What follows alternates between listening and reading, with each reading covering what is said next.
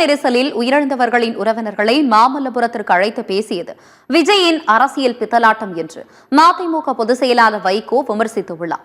திமுகவுக்கும் தாவேகாவுக்கும் போட்டி என்று கூறியது நகைச்சுவை என வைகோ கடும் விமர்சனம் செய்தார். சென்னை எழும்பூரில் மறுமலர்ச்சி திராவிட முன்னேற்ற கழகத்தின் நிர்வாக குழு கூட்டம் நடைபெற்றது. இக்கூட்டத்தில் அக்கட்சியின் பொதுச் செயலாளர் கலந்து கொண்டு பேசினார். கரூர் கூட்ட நெரிசலில் உயிரிழந்தவர்களின் உறவினர்களை மாமல்லபுரத்திற்கு அழைத்து பேசியது தவறு, விஜய் பித்தலாட்டம் செய்துள்ளார் என்று விமர்சித்தார். கரூர் சம்பவம் குறித்து திமுகவை விஜய் மோசமாக விமர்சித்திருப்பதாக கூறிய வைகோ, திமுக மற்றும் தாவேக இடையேதான் போட்டி என விஜய் பேசியது நகைச்சுவை என்றும் தெரிவித்தார்.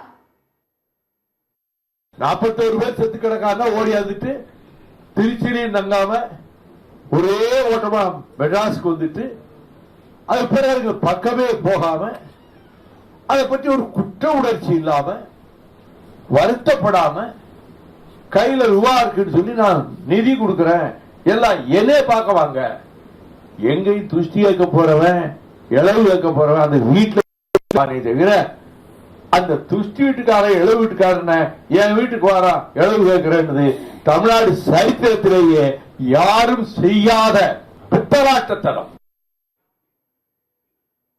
2011ஆம் ஆண்டு அதிமுக கூட்டணி முறிய ஓ பன்னீர்செல்வம் தான் காரணம். அப்போது செய்த தவறுக்கான பலனை தான் அவர் இப்போது அனுபவிக்கிறார் என்று வைகோ விமர்சித்தார். அதிமுக மதிமுக கூட்டணி பேச்சுவார்த்தையில் 15 இடங்கள் ஒரு மாநிலங்களவை எம்பி தர ஜெயலலிதா முன்வந்த போதும் ஓபிஎஸ் அதை தடுத்தார் என்று வைகோ கூறினார். உங்களுக்கு 15 சட்டமன்ற தொகுதியும் ஒரு ராஜ்யசபாவும் கொடுப்பதென்று அவங்க முடிவெடுத்துட்டாங்க. நீங்க நேரா அவங்களை போய் சந்திச்ச உடனே சொல்லிடுவாங்கன்னு சொல்லி என்னிடம் பேசுவதற்கு துக்ளச்சோவும் தினமணி வைத்தியநாதனும் படாத பாடுபட்டிருக்கிறாங்க.